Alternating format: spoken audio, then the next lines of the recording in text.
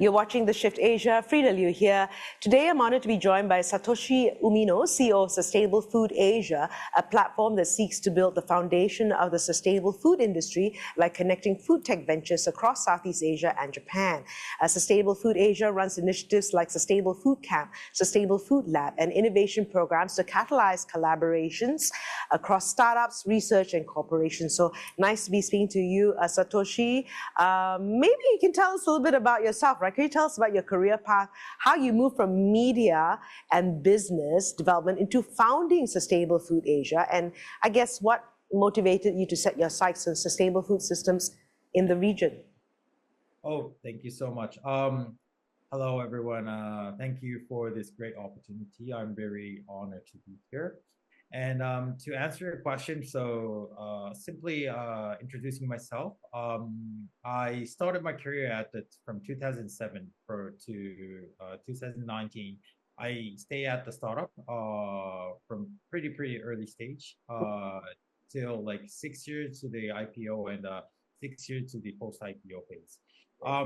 So what I was doing was that I was producing the vertical media platform. So like search engines, which is specialized to, for example, like HR recruitment or like um, housing renting or like a used car platform, something like that.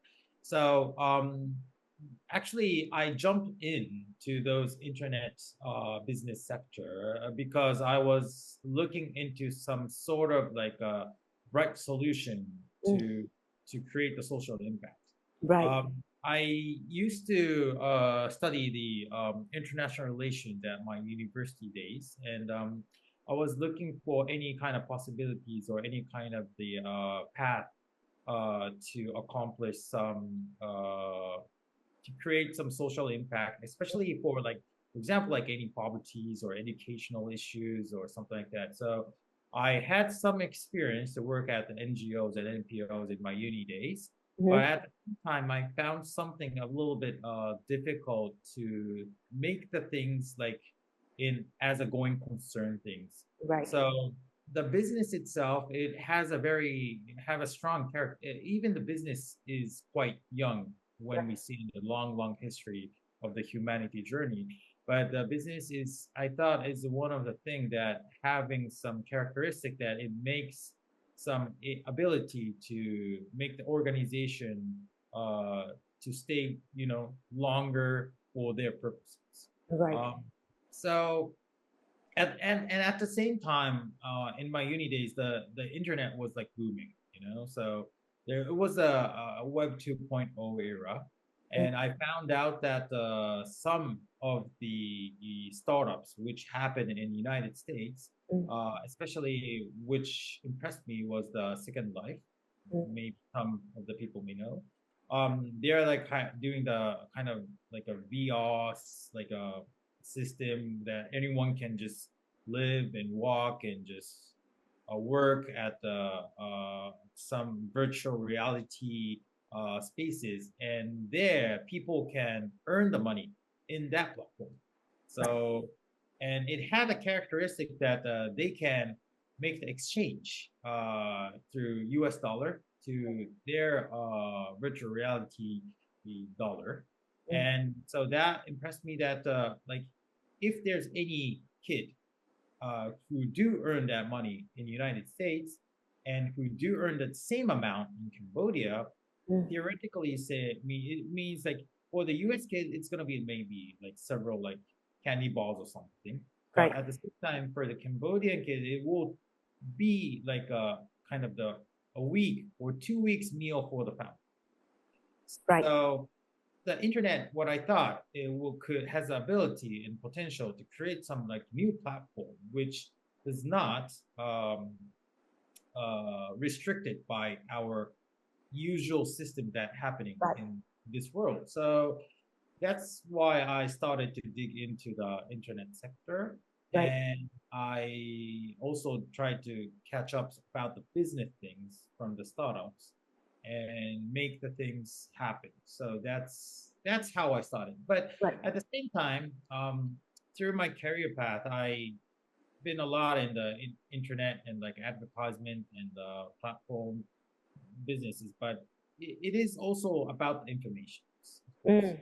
Mm, But it cannot directly contribute to the poverty issues, for example.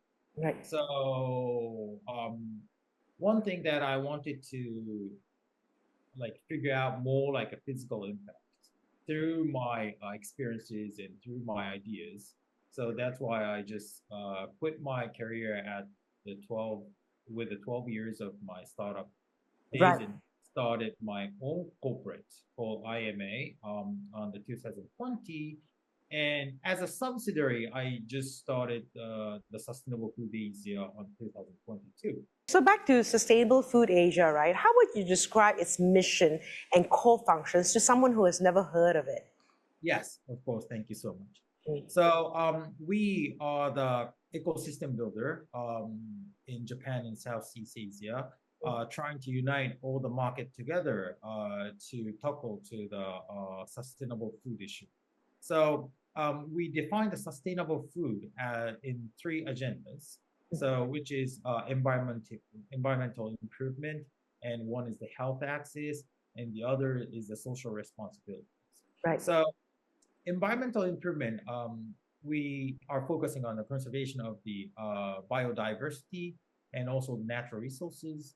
And in terms of the health axis, we are looking into the nutritional improvement and also the pre-disease.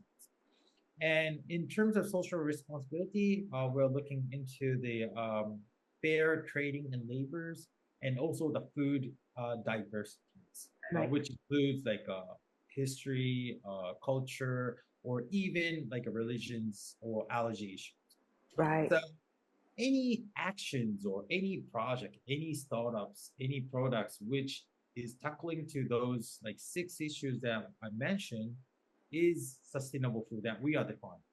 So to increase these kind of new ideas into the market, our purpose is to create the new standard of the foods in this world. So that could be happen. That means that we can create some sort of idea of the new standard Mm. um, in this era, and more like much faster for our like future generations. Right.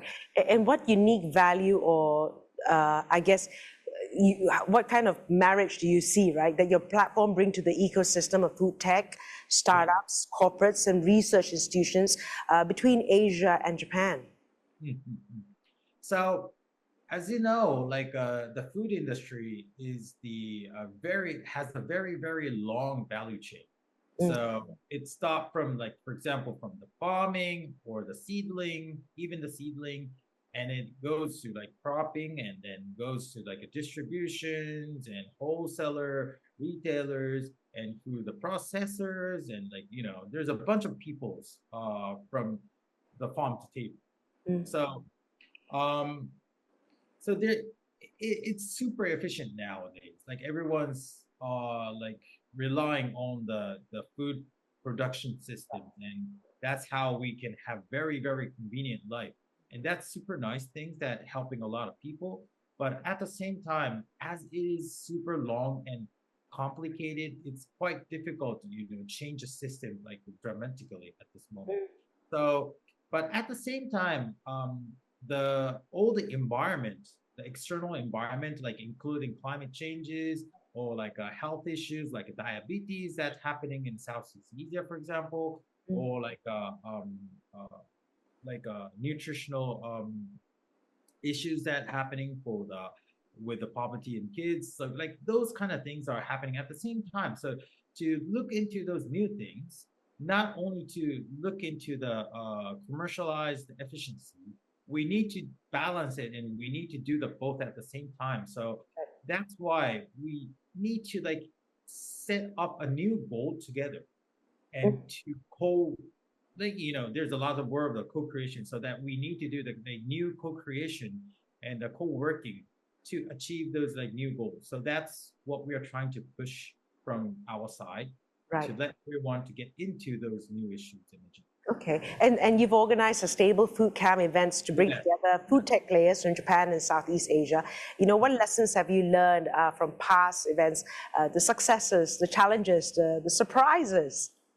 Thank you so much. Yeah. So, um, why we are focusing? So, okay, so we started this corporate from Japan, but from the first day, from the day one, now we have the branch in Malaysia, but we were looking to start it at the Southeast Asia at the same time. So the reason why is that we feel that there's a super bunch of potential in Southeast Asia. So let's say um, Japan, of course, some of the corporate has some technologies, like let's say fermentation is very advanced in the fermentation technology. But at the same time, the market itself is shrinking because of the population Aging. yeah, the aging population and the population number itself is declining.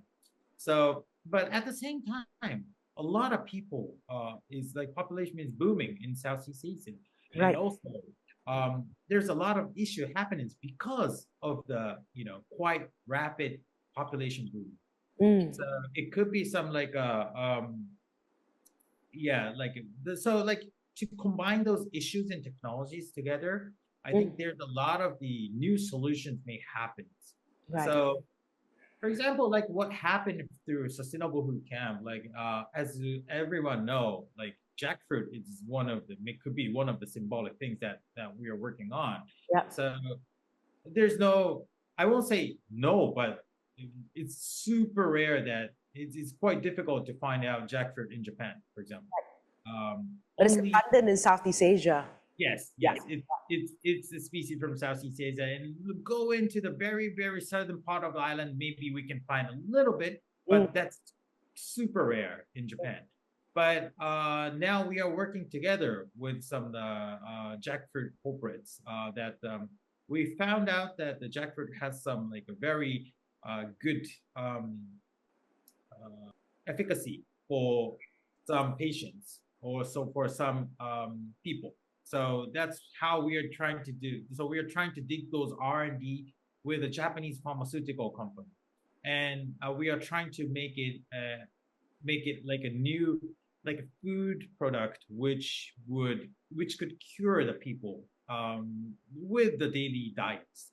So I think there's a lots of like potentials in the Southeast Asian like fruits, like veggies and everything. So if we add a little bit more like ideas of the researches like R&Ds, maybe we can just like both we can just have the new ideas and potential to tackle to the social issues that are happening in our both sides. So like I think there's a lot of the rooms and potential to collaborate with Japan and Southeast Asia to solve the issues together. Right, right. And beyond events, your platform also supports incubation, R&D, and innovation. Do you have an example for startup or collaboration you've helped launch or scale? In terms, so we are like mostly in the sustainable camp, but like we are focusing more on like the early stage phase, especially in terms of the project. So let's say we have one of our partner, Ajinomoto Malaysia, and like for example, like they collaborated with some of the algae startups together. Okay. So the algae has a lot of the nutritions, of course, but it has a negative impact in terms of the taste. Okay. Yes. So, even it's very good for health, no one do really want to eat it, which is not that tasty, right? So, but Ajinomoto-san, they have the very science and technology to make things in the very tasty way. So they collaborate with the technology, and for example, they made some sort of very nutritious chicken congis or like a very nutritious like kind of drinks and things like that. So like those kind of like new collaboration can make the things happens in which was not able in the back in the days. Right. So like those kind of steps will be needed to like achieve the new goals like together. Right, Yeah. I think almost fusion, right? And one of your premises is bridging Japan and Southeast Asia and sustainable food, right? How do you build trust, alignment, and synergies between startups in Southeast Asia and corporations or research institutions in Japan? So you talk about Ajinomoto. Are these the kind of partnerships we're looking at? Yeah. That's a very important part because we are human being, and the human being, every time we rely on trust. Like, Yeah, yeah. if there's a trust, if they're a good friend, of course, like you will just have a good discussion with them, or you will follow them, or it's very primitive and very simple. Hmm. But if you do not trust them, you know anything won't go well, Yeah. obviously. So at the Sustainable Food Camp, like what we're trying to do is like we are trying to let every participant to share their vision. Mm. So every entrepreneurs, every corporates, every researchers, every like governmental officers, like I know that everyone has some like ambition, and everyone has some like visions, or everyone has some hope that they want to make the world as a better place. Right. And everyone, but sometimes we are too busy to discuss with those kind of like future things. But I really would love to focus more on what kind of future and what kind of vision that everyone has. Mm. So to connecting those vision together, that's the most important part that I'm thinking. So like if you do have the same visions together, then why not you guys go do it together? So that's a Mm. very simple thing. But it doesn't mean that you need to force to set your vision with the other people. But if you have this kind of same or very similar, and you search or find out the space to collaborate, that's the timing and that's the point that to work together. Right. Yes. You know, So in Asia, food systems are complex, regulated, and also exactly. culturally diverse, right? What are the major barriers you see for food tech adoption, and how do you balance innovation, speed with regulatory and safety requirements in food? Exactly. That's a super, super important question. Thank you so much. Um, of course, innovation and safety nets. It needs to be very, very like close and coming together, Mm. especially in this food industry.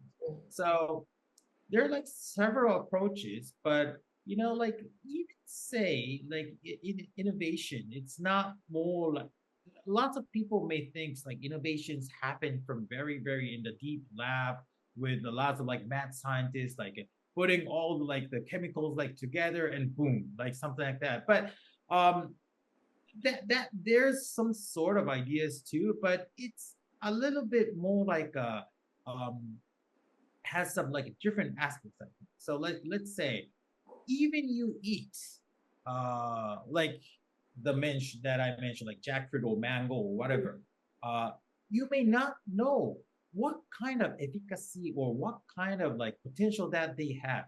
So let's say you eat like mango like once a week, for example. Yeah. Like, but when we found out some like a good efficacy, or like which does very fit to that consumer or patient somehow, like if you increase the number, like you eat it like twice a week, and then that might change their health or something. So we don't need to like create the food itself from zero, Right.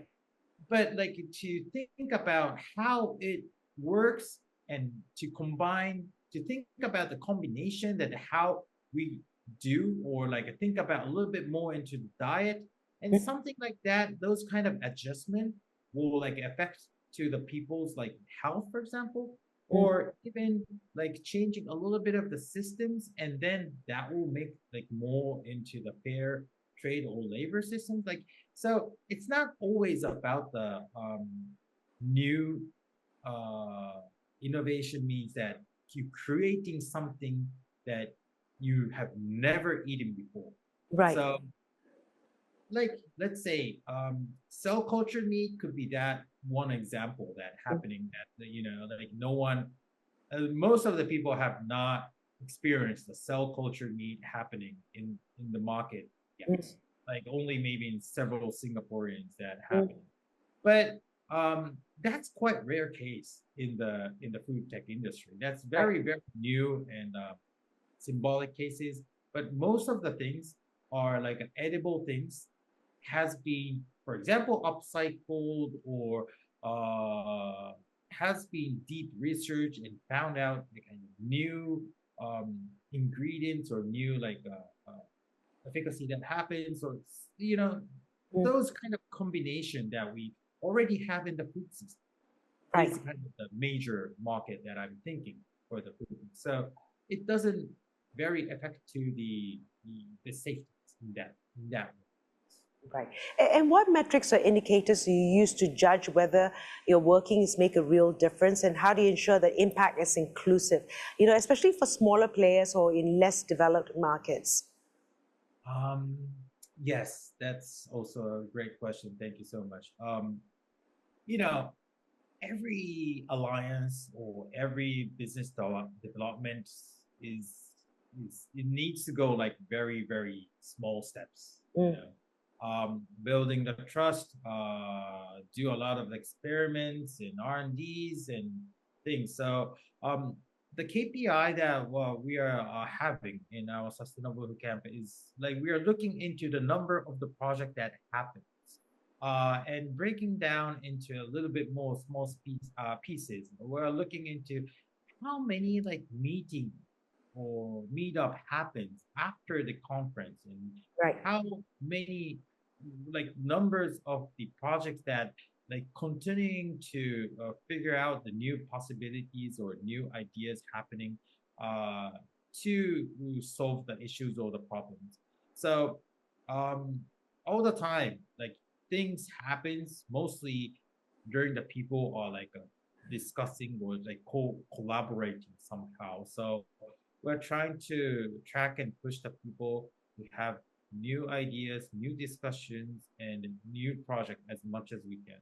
Right. And I guess looking forward, what technologies, ingredients, or business models are exciting you most as potential game changers? Yes, there's a bunch of things that I'm sorry I cannot narrow down into one, but if I say fermentation Yeah. is one of the most of the potential things that I'm thinking, especially in meaning of the Japan and Southeast Asian potential Mm, is there because um, historically and culturally we do had a lot of the fermented food in our like regular diets.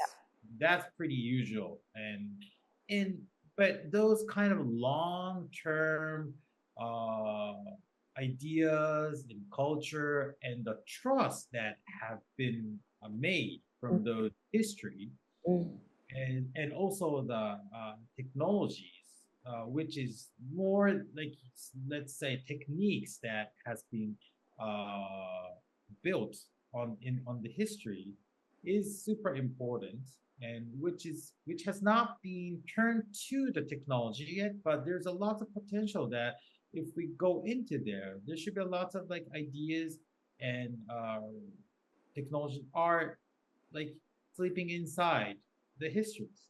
right. So just digging into there and pulling them out and make it turn to the technologies, Mm, and then we may have more potential to contribute to other social issues that are happening in the worldwide, not only in Southeast Asia or Japan. right. So that's what I'm thinking. Especially the fermentation is very key, and also like let's say United States or Europe, and they are very looking into this technology and in the industry at this moment more than ever. Mm. So I think this is one of the big keywords and trends. And I guess you'll be open to collaboration, whether as a startup or investors or partners, and they can just contact you directly. Oh yes, of course, definitely. All right. Thank you, Satoshi, for sharing your insights, your vision, and of course, the challenges ahead. And you've heard how Sustainable Food Asia is bridging innovation across borders, empowering food tech ventures, and reimagining how food is made and consumed in Asia. Thanks, Satoshi. You've been watching The Shift Asia.